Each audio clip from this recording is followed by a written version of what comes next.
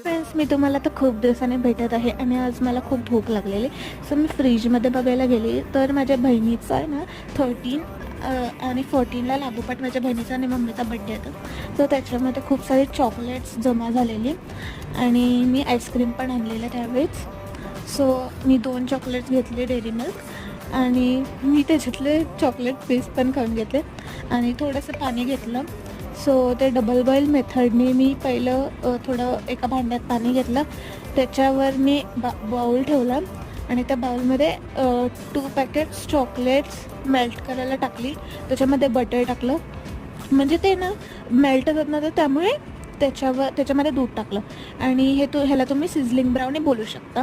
तर मग ह्याच्यावर कपकेक ठेवला, कपकेकवर एक आईस्क्रीम ठेवलं, व्हॅनिला कप, आणि त्याच्यावर मी आता एकदम असं मस्त चॉकलेट टाकते आणि हे ना लाईक मेल्ट होत नाही जास्त चॉकलेट.